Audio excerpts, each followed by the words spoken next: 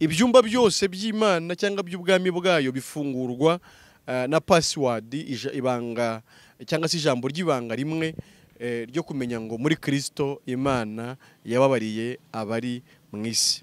Ukaba mu isi uzi neza ko wabariwe ibyaha, ko nta cyaha Imana ikubaraho, ko Imana yakwemeye muri Kristo, ko muri we wahanagweho urubanza rw'ibyaha, kuri uwera, kuri umuziranenge. Kwizera Yesu ni igitangaza kiruta ibindi bitangaza byose byabayeho, biriho n'ibizabaho. Niyo mpamvu nyine umva bidashoboka. Nyine ibintu bidashoboka nyine ni igitangaza. Uko wumva nta mukiranutsi ubaho, ubwo kuba umukiranutsi ni igitangaza. Kandi kuba umukiranutsi bishoboka muri Yesu Kristo honyine. Ariko reka nsubire mwikiko byarashobotse ko mu isi yaboneka abakiranutsi. Nanjye ndiwe.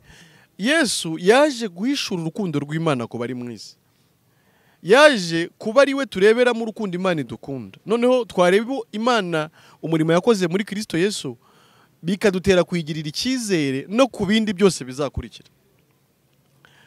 Niba utarahishurirwa icyo ngicyo, niba utaramenya ko wababariwe, niba utaramenya ko Imana yakwemeye, niba utaramenya ko nta rubanza rw'ibyaha ugifite ku Mana, nta kindi kintu wabona ku Mana. Ariko n'Imana nayo nta kindi kintu yakubonaho, kubera ko utizera ntashobora kunezeza Imana. Ariko reka nkurangire aho bikunda ni muri Kristo Yesu. Ariko niba bikunda ko umuntu aba umukiranutsi muri Kristo Yesu, birakunda ko umuntu akira ubukene muri Kristo Yesu. Nimba ibyananiranye bishoboka, wowe wananiwe gukiranuka ukaba umukiranutsi muri Kristo, ibindi byoroshye kurusha icyo ngicyo. Ibyiringiro by'ejo hazaza, kubaho unyuzwe, kubaho utekanye, kugira umutima ushyitse mu gitereko, kubaho wishimiye ukuri, kwishimira yo wize, kwishimira umugore wawe, kwishimira umugabo wawe, kwishimira aho utuye, kwishimira abana wabyaye, ntibakubera umutwaro, ntibakubera umuzigo, kwishimira umuryango uvukamo, ntibikubera igisuzuguriro. Abantu basigaye banahisha imiryango yabo, bajya no gukora ubukwe bagahisha imiryango yabo, bakagaragaza abatarabo mu miryango bakabita bo mu miryango yabo. N'ipfunwe rizashira muri Kristo Yesu. Ubwo kuba umukiranutsi bishoboka muri Kristo, reka nkubwire ngo utwo tundi ni toto.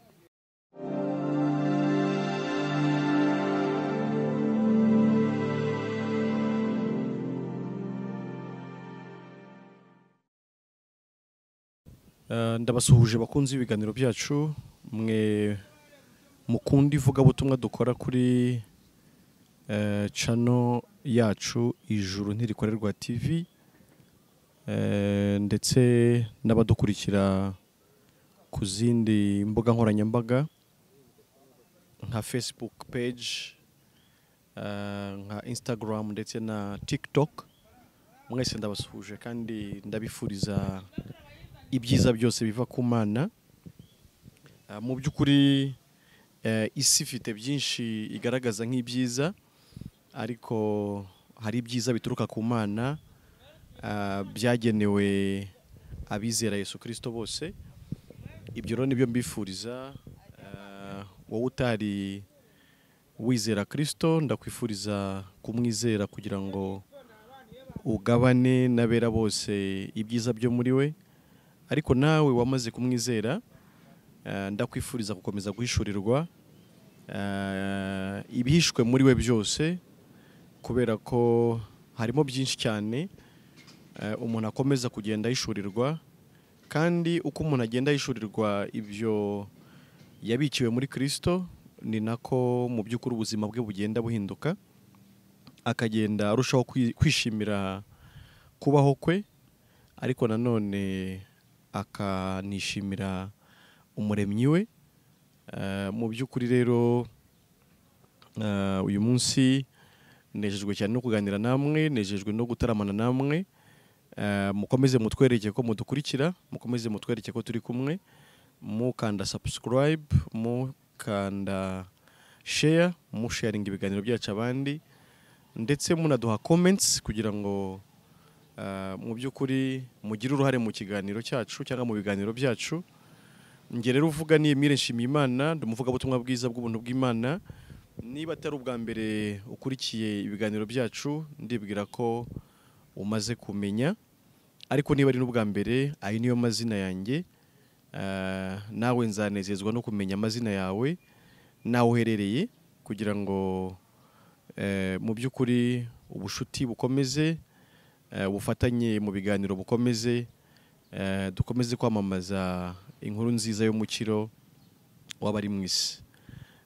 Mu by'ukuri hari byinshi umuntu yahitamo kureba ku mbuga nkoranyambaga, ariko wowe wahisemo gukurikira ijambo ry'ubutumwa bwiza, wahisemo neza, kubera ko mu by'ukuri uba uri kumenya ibanga ry'ubuzima, bwaba ari ubwa hano mu isi ndetse n'ubwa nyuma ya hano, kubera ko muri Kristo niho dufite kubaho kwiteka, niho dufite gutsinda urupfu, niho dufite mu by'ukuri kuragwa umurage w'ijuru. Nikaze rero, niba ushaka kujya kuri WhatsApp group yacu, twandikire kuri WhatsApp 0784 42 57, niba uri hanze shyiraho guteranya 250 7 84 42 57, ubundi tubane kuri WhatsApp group, uhure n'abandi benshi bizeye ubutumwa bwiza, bazakomeza kugufasha kurushaho gusobanukirwa ibyo utari wasobanukirwa. Aho uri hose rero gubwa neza, tekana.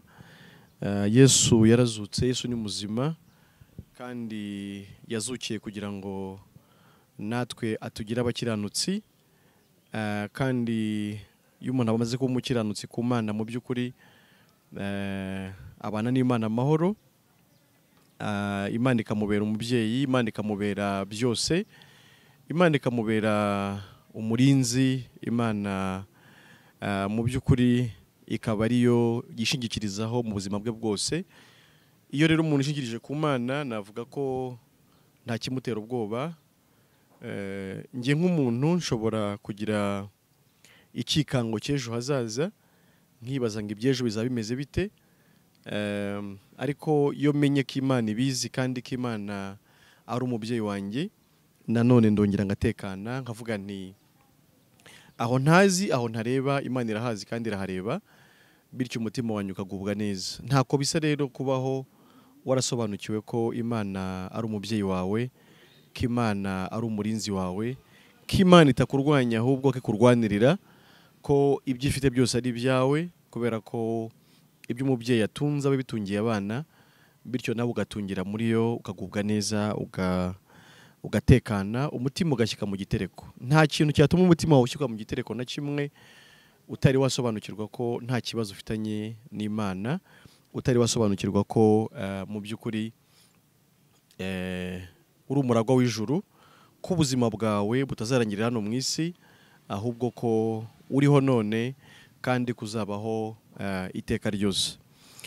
Ni byinshi umuntu atekereza. Hari igihe umuntu aba afite wenda nk'imirimo akora, akaba atekereza ati ejo cyangwa ejo bundi iyi mirimo nkora mu by'ukuri ishobora gushyirwaho iherezo, ikigo nkorera gishobora guhomba, diplome mfite ishobora guta agaciro, perimi mfite ishobora kuba itakigezweho, mu by'ukuri itashobora kumpesha akazi.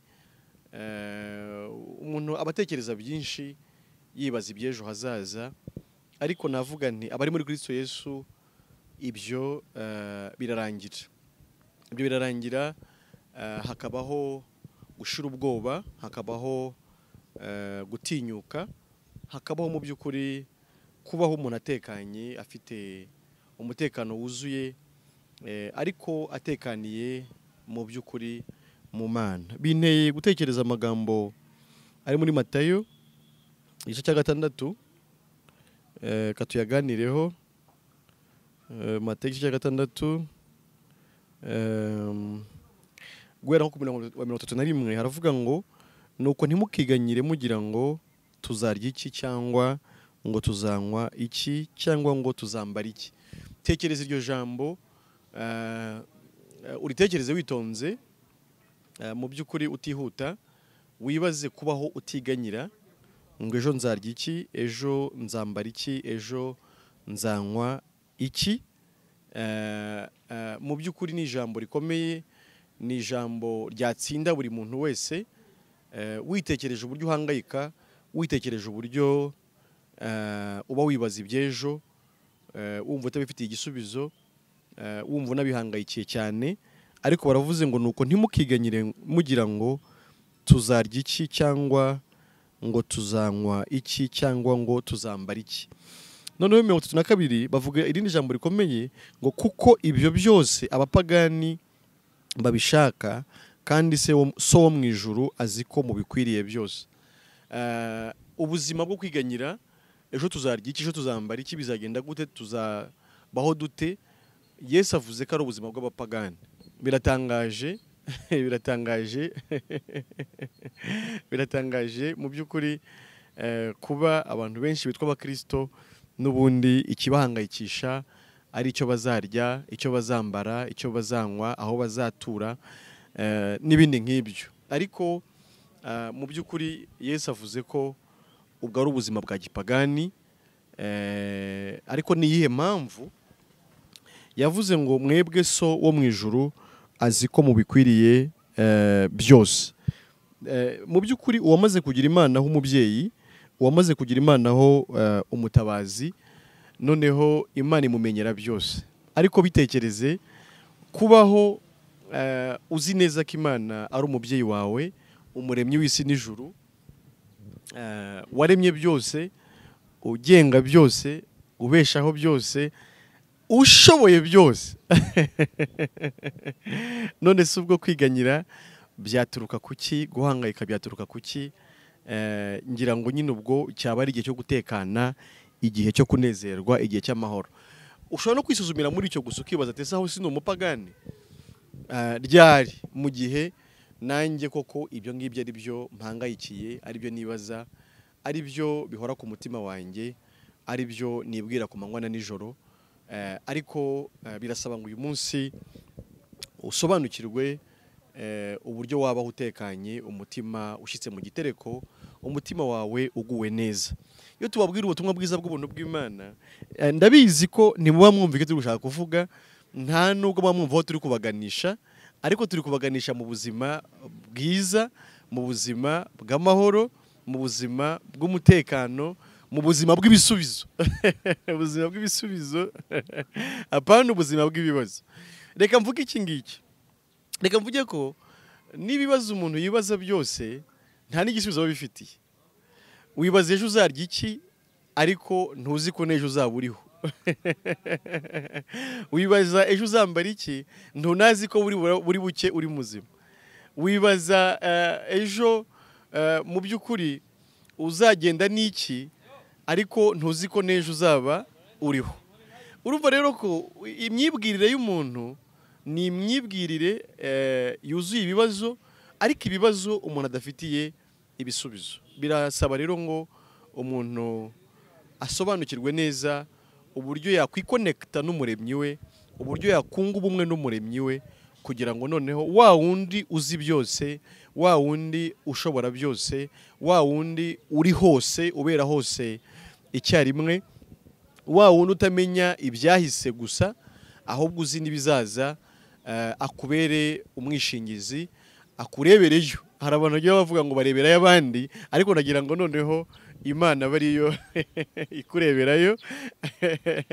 Ni nayo ifite amaso yo kurebayo.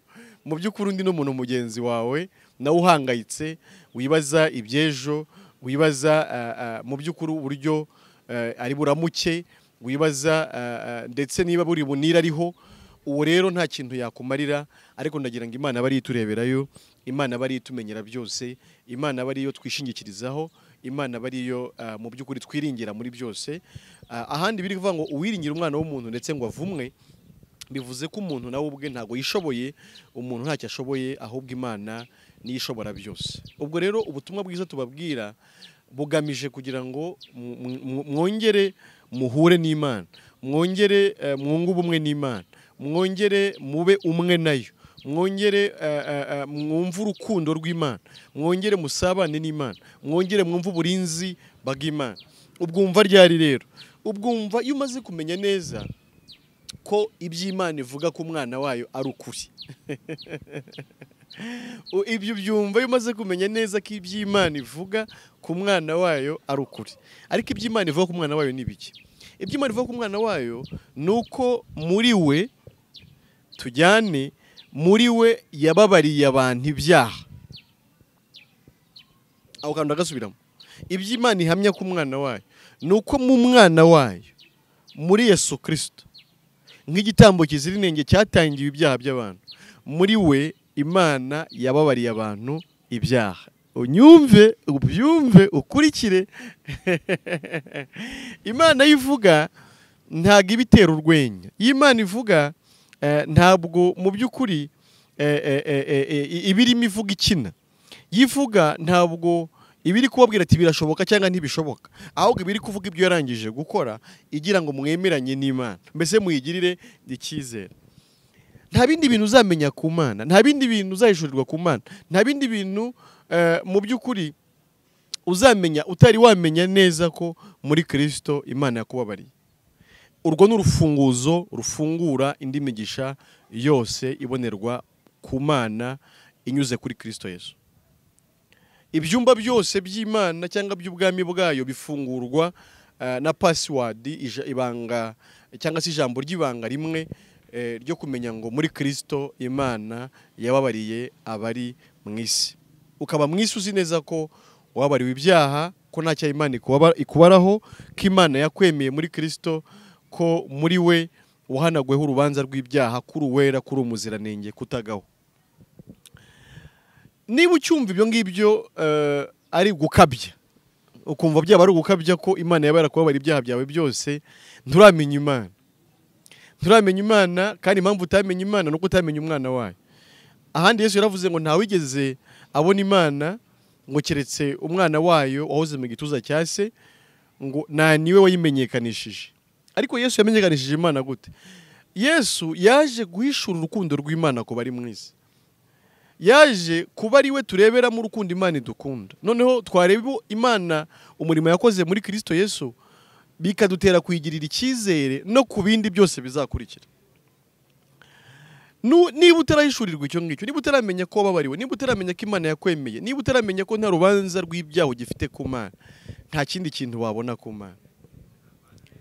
Ariko n'Imana nayo nta kindi kintu yakubonaho, kubera ko utizera ntashobora kunezeza Imana.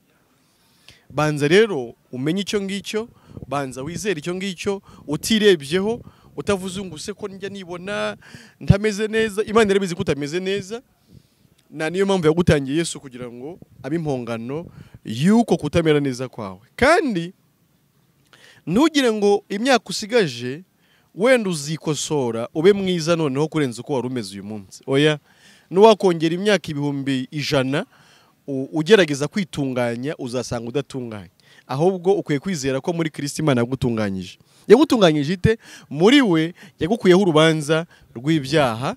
Irasaba ko ubyemera, irasaba ko wemeranya nayo, kugira ngo ube utunze umutima utagucira urubanza, umutima ukubwira ko wemewe, umutima ukubwira ko wabariwe, umutima ukubwira ko watsindishirijwe, umutima ukubwira ko uri umwana w'Imana, umutima ukubwira ko mu ijuru bagutegereje igihe uzaba ukuwe hano, kuzaba utashye nk'umwana utashye mu rugo rwa se. Icyo rero nicyo ukwiriye gutega amatwi kurusha ibindi bintu byose. Yesu imyaka yamaze mu isi yose yimaze akiranuka, yari umukiranutse mbere ya byose kubera ko yaturutse ku Mana, ntiyakomotse kuri Adamu wa mbere wacumuye. Ubwo yaturutse ku Mana rero ni ivuko ry'ubumana ryagaragaye mu mubiri w'abantu, bivuze ko mu by'ukuri Yesu niwe wagaragaye mu isi ari umukiranutsi ku bwa kavukire ye, ariko no ku bw'imirimo myiza yakoze yubaha Imana. Nta cyaha cyabonetse muri we, nta cyaha na kimwe yakoze, yatsinze byose byadutsinze, agaragara atunganye mu buryo Imana yashakaga, cyangwa se mu buryo bwemerwa n'amategeko y'Imana. Ariko byose yabikoze kugira ngo njyewe Emile utari kubasha gutungana, nawe X cyangwa Y utabasha gutungana, agwe gutungana kwe, ube mu isi uri intungane, uri umukiranutsi mu by'ukuri, ariko warabazweho gukiranuka kwa Yesu Kristo. Tekereza igitangaza kimeze gutyo. Tekereza nyine, reka bibe igitangaza nuko wumva bidashoboka. Ubundi kwizera Yesu ni igitangaza kiruta ibindi bitangaza byose. Ntago ari bya bintu byo kugira ngo subiramo ngo nizeye Yesu umwami n'umukiza wanjye. Reka ngo nanze ngo imirimo y'umwijima yose ngo guhera uyu munsi ngo ngiye kumukurikira ngo ndamwimitse ngo ambere umwami ndetse n'umukiza.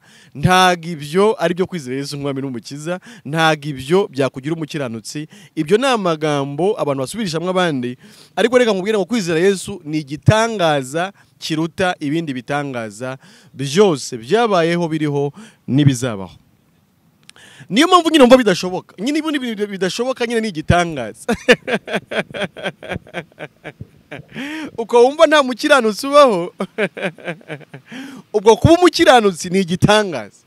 Kandi kuba umukiranutsi bishoboka muri Yesu Kristo honyine. Ariko reka nsubire mwikiko, byarashobotse ko mu isi haboneka abakiranutsi. Nanjye ndiwe ndi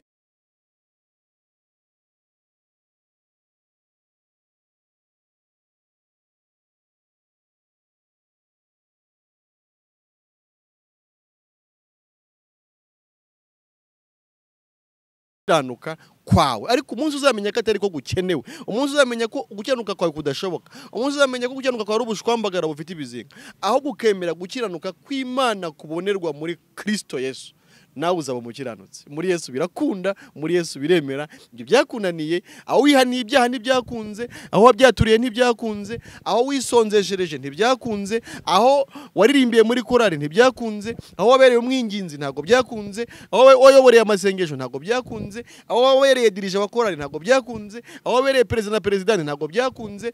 Mbese ibyo wagerageje byose ngo ube umukiranutsi imbere y'Imana ntabwo byakunze. Ariko reka nkurangire aho bikunda, ni muri Kristo Yesu. Ariko niba bikunda ko umuntu aba umukiranutsi muri Kristo Yesu, birakunda ko umuntu akira ubukene muri Kristo Yesu. Nimba ibyananiranye bishoboka, wowe wananiwe gukiranuka ukaba umukiranutsi muri Kristo, ibindi byoroshye kurusha icyo ngicyo. Ibyiringiro by'ejo hazaza, kubaho unyuzwe, kubaho utekanye, kugira umutima ushyitse mu gitereko, kubaho wishimiye ukuri, kwishimira yo wize, kwishimira umugore wawe, kwishimira umugabo wawe, kwishimira aho utuye, kwishimira abana wabyaye, ntibakubera umutwaro, ntibakubera umuzigo, kwishimira umuryango uvukamo, ntibikubera igisuzuguriro. Abantu basigaye banahisha imiryango yabo, bajya no gukora ubukwe bagahisha imiryango yabo, bakagaragaza abatarabo mu miryango bakabita bo mu miryango yabo. N'ipfunwe rizashira muri Kristo Yesu. Ubwo kuba umukiranutsi bishoboka muri Kristo, reka nkubwire ngo utwo tundi ni toto. Ibyoroshye ni ibyo ngibyo. Bavuze ngo tubanze dushake ubwami bw'Imana no gukiranuka kwayo, nibwo ibindi byose tuzajya twabyongererwa. Noneho reka nkurangire ibanga ry'imibereho myiza, ibanga ryo kubaho wuzuye, ibanga ryo kubaho ushyitse, ibanga ryo kubaho unezerewe ukuri. Ariko reka nkubwire, wireba mugenzi wawe, wireba umuturanyi, wireba uwo mwiganye, wireba uwo mwari muturanye usigaye yari agiye kuba muri Amerika, wireba wagiye kuba mu Burayi, wireba uwo baporomotinze wabonye akazi runaka, ngo uvuge ngo mana ngo ngewe ngo wanjije iki, ngo ngewe oya. Wowe ndagira ngo nkubwire ngo kubaho neza wishimiye ukuri birashoboka muri Kristo Yesu. Ibidashobokera abana b'abantu ku Mana birashoboka. Ntabwo twese tuzatura muri etaje, ntibishoboka. Ntabwo twese tuzubaka kadasitere, ntabwo bishoboka. Ntabwo twese tuzagenda mu modoka, ntabwo bizacu, ntabwo bishoboka. Ntabwo twese tuzagura moto, ntabwo bishoboka. Ntabwo twese tuzaba mu nzu zirimo amakaro, ntabwo bishoboka. Ariko kwishimira ukuri birashoboka muri Kristo Yesu. Cyane ko icyo ugezeho uhita ubona ikintu udafite, n'ubundi ukongera ugahangayika. Ntabwo ni ukubwira ubuzima rero bushingiye ku bintu bituzura, ku bintu bidashyika, ku bintu bitanyura umutima, ku bintu bidatuma umutima utekana, ku bintu umuntu ahora ahindagura. Ntabwo ubwo buzima aribwo ndimo ndakubwira. Ndimo ndakubwira ubuzima umuntu abahangayikishijwe n'uko ananutse, ejo yamara kubyibuha akongera agahangayikishwa n'uko abyibushye, akajya gushaka ahantu yishyura amafaranga ngo bamufashe kunanuka. Ubwo si ibyo ngibyo. Urumva Imana yo tutayirenganya? Ubwo se ni igiki wumva cyanyura umutima wawe cyatuma ubaho neza kindi uretse kwiyumva muri Kristo, ukumva ko muri wahawe agaciro, ukumva ko muri Imana yakwemeye, ukumva ko atari iwanyu, kiwanye ari mu ijuru, kuri umukiranutsi, ko nubwo isi itakwemera Imana ikwemera nicyo reka nkivuge. Duhangayikishwa no kwemerwa n'abantu we. Umuntu agakora ubukwe butari ubwe bw'abandi bantu ngo bazabireba ngo bizabisa gute, ngo bizabigaragara gute, ariko abo bantu ushaka kwemeza ntibazigera bemera. N'ubundi bazataha bavuga ko ari bitagenze neza. Ubwo buzima sibwo nshaka kukubwira. Ndashaka kukubwira ubu nguzengore ngubwo ngo bugitangaza ndabubaho. Igitangaza ni Yesu, nawe wabigitangaza muri we ukabigitangaza kigendera. Naho ibindi byose no kugushuka, ibindi byose no gushimashima kamere yawe, ngira kumwakuye, ngira kuzamuye, ngira kwibutse, ngira guteturuye, ngikugarutseho no kugushuka. Igorutseho ze gute? Yatugarutseho muri Kristo Yesu.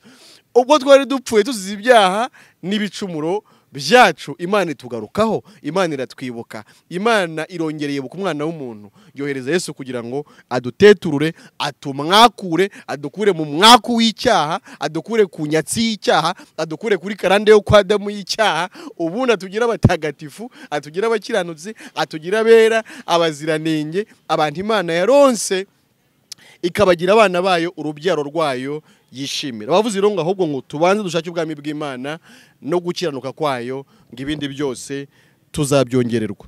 Ku murongo wa nyuma w'iki gice cya 6 cya Matayo haravuga ngo ntimukiganyire mutekereza ibyejo, kuko abejo baziganyira ibyejo, umunsi wose ukwiranye n'ibibi byaho. Mu by'ukuri iyo umuntu amaze kumukiranutsi, y'Imana imuhaye kubaho ejo ikamuha kuramuka ejo, abazi neza ngo n'iby'uyu munsi birahari, n'ibyo Imana yateganyije uyu munsi ndaza kubibona. Ngiye kandi maze kubona ko kubera kutizera nta nubwo abantu bahangayikishijwe n'iby'uyu munsi, ahubwo abantu bahangayikishijwe n'ibyejo. Iby'uyu munsi ubifite ariko bibaza ngo Mana ngo ubuze ejo aho bizagenda gute, ariko shima Imana ko bw'uyu munsi. Ubundi ibyejo nabyo biharire Imana. Ejo ntituhazi, ejo sahacu, ejo naho Imana niyihazi, nihatugeza izaduhishurira n'ibyo yadushyiriyeho ku munsi w'ejo. Ndimo ndakubwira ubutumwa bwiza, ndimo ndakubwira ijambo ry'ihumure, ndimo ndakubwira icyaguhesha amahoro, ndimo ndakubwira icyatuma ugubwa neza, ndimo ndakubwira ubwiro bwahishwe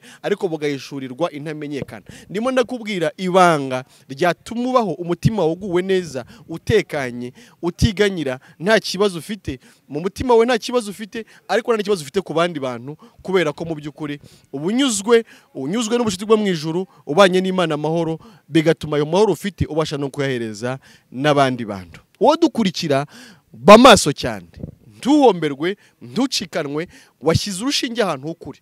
Aho hantu uri kuri YouTube channel yacu, aho hantu uri kuri TikTok, kuri Facebook page, aho hantu wadufatishije, wageze ahantu h'ukuri, ahantu ho gukirira, ahantu uzabonera ubuzima, ahantu uzabonera ubugingo bw'iteka. Kandi yari ubw'iteka bivuze ko butangira uyu munsi, ahubwo bukazakomeza n'iteka ryose, ukabaho neza hano mu isi, ariko na nyuma y'ubu buzima ukaba usohoye mu mwuzuro w'iby'Imana yagufatiye muri Kristo Yesu. Yesu ni igitangaza gikomeye. Abantu bamutekereza nk'izina riri aho ngaho, ariko ntabwo bazi muri Yesu ikintu kirimo. Ariko muri Yesu harimo ubuzima, muri Yesu harimo ubutunzi, muri Yesu harimo ubwiza. Aha, ubwiza rero ntabwo ubwiza ari amavuta y'ibihumbi 50 wisiga, amavuta y'ibihumbi 100 wisiga, ntabwo ari amavuta y'ibihumbi 30 wisiga. Ubwiza bwo muri Kristo ndimo ndavuga ni ubuhe? Ni ukwiyumva kuri mwiza imbere y'Imana, ni ukwiyumva ko Imana igukunda, ni ukwiyumva ko Imana yakwemeye, ni ukwiyumva ko nta rubanza ufite ku Mana, ni ukwiyumva ko ufite inshuti ikomeye yitwa Yesu, ni ukwiyumva ko mu by'ukuri nubwo abandi bose batakwemera, ufite uwakwemeye kandi urusha bose ubushobozi. Uwavutse afite ishusho y'urukara ashaka kuyihindura ngo abe inzobe ngo azababaye mwiza. Oya, ntabwo ari bwo bwiza ubwo ngubwo. Ubwiza nyakuri subwo, n'ubundi n'uyihindura uzumva utabaye mwiza. Ubwiza buva imbere, ubwiza buri imbere, ntabwo ubwiza buri inyuma. Ubwiza nyakuri nubwo bwiza twahawe n'umwiza watuye muri twebwe, akazanira ubwiza bwiwe, akatuzanira ubutunzi bwiwe, akatuzanira kugubwa neza kwiwe, akatuzanira umutekano wiwe, akatuzanira kunyurwa kwiwe, akatuzanira kuzura kwiwe, tukaba twuzuye ariko twuzuriye muri uwo nguwo. Hari uwibaza ngo ngenda byibushye akumva ntago ameze neza, ngenda nanutse akumva nabwo ntameze neza. None se bizagenda gute? ibyo ntabwo bishobora kuzura nyakuri biri mu Mana, kuzura nyakuri buri muri Kristo Yesu, kuzura nyakuri biri mu wuzuye waremye byose ubeshaho byose akabategeka byo. Mu isi ntawo twakuzurira, mu isi nta byatwuzuza, ariko watwujuje ni Yesu Kristo wenyine, niwe uduha kuba amahoro, niwe uduha kubaho dutekanye tuguwe neza, ariko mu by'ukuri hadashingiye ku by'isi ihindagurika, hadashingiye ku by'isi mu by'ukuri umuntu aba atazi bizaba ejo, ahubwo ukabuzi neza ngo muri we nduzuye, ibyahinduka byose we ntazigera ahinduka. Inshuti zizahinduka ariko Yesu ntabwo azigera ahinduka. Umugore azahinduka ariko Yesu ntabwo azigera ahinduka. Umwana azahinduka ariko Yesu ntabwo azigera ahinduka. Ku kazi boss azahinduka ariko Yesu ntabwo azigera ahinduka. Mu miryango bizahinduka bimera ukundi ariko Yesu ntabwo azigera ahinduka. Reka nkurangire rero aho washinga urumambo. Reka nkurangire hari ahantu Yesu yigeze avuga ngo ijambo ry'Imana ngo cyangwa se ubwami bw'Imana ngo bugereranywa ngo n'abantu babiri, ngo umwe yubatse inzu ye ku rutare undi ayubaka ku musenyi. Ariko ngo yubatse ku rutare ni umuhanga, ni umunyabwenge. Uwo yubatse ku musenyi nawe ngo yamugereranyije n'umuswa. Ariko icyaje kugaragara aho inzu z'abantu bombi zari zubatse, imwe imiraba n'imiyaga bije, kugwa kwayo ngo kwabaye kubi cyane. Indi yubatse ku rutare, imiyaga n'imiraba biraza ariko irushaho gukomera, iresista umuyaga, iresista imiraba, iresista imitingito, mbese irakomera. Aho ku rutare ni kurinde, ni kuri Yesu. Nawe reka kubaka ku bintu bitari byo kubakwaho, reka kubaka kuri konte yawe, kubera ko konte iranyeganyega, mu gihe gito ugasanga nta kintu kiriho. Reka kubaka ku mitungo yawe, ibyo birahindagurika. Reka kubaka ku nshuti zawe, zirahindagurika. Reka kubaka umuryango ukomeye, nawe urahindagurika. Reka kubaka ku gihugu uvuga ko gikomeye, nacyo kirahindagurika. Ahubwo ubaka kuri Yesu, udahindagurika, utanyeganyega, utekane, ugubwe neza, ushira impumu, uvuge nguko byamera kose, ibizikubita kw'iyi nzu byose nzakomera kubera ko nkomejwe n'ukomeye ari we Yesu Kristo. Uwo nanjye niwe unkomeje, uwo aramfata akankomeza, akandinda guhungabana, akandinda mu by'ukuri gusuhuza umutima, akandinda kwiganyira, akangusha neza, nkabaho nishimiye ubuzima, nkabaho nishimiye kubaho, nkabaho navuga ngo yonza kuvukira aha, yonza kuvuka gutya, yonza kwigaya, yonza gutunga ibi, ahubwo nkabaho numva ko muri we mfite byose, muri we nduzuye, muri we ndanyuzwe, muri we ndakomeye, muri we nta kibazo mfite, muri we ndiho none kandi nzakomeza kubaho ndetse kuzageza iteka ryose. Ndagushimiye wowe wankurikiye kuva ngitangira kukuganiriza kugeza mwaya masaha. Ndibwira ko waguwe neza, ndibwira ko wungutse byinshi, ndibwira ko hari ukuntu umutima wubakitse bitandukanye nuko byari bimeze, ndibwira ko mu by'ukuri hari igikoretse, ndibwira ko hari ubutunzi bukomeye wakiriye. Arega ntabwo ubutunzi ari ubwo bifatika bwonyine, ahubwo hari aho Yesu yigeze avuga ngo ntabwo muratungwa n'imitsima gusa, ahubwo atungwa n'ijambo ry'Imana. Ndizera rero ko mu by'ukuri utungishijwe n'iri jambo, ko riguhesheje umugisha, ko riguhesheje ibyiza, ko riguhesheje mu by'ukuri birenze ibyo wari ufite. Komeza rero gubwe neza, komeza ukurikira ibiganiro, ntukureho urushinge, kubera ko ibiganiro byacu birakomeza. Navuga nti amahoro y'Imana abane n'abizera Yesu Kristo bose none n'iteka ryose. Amina.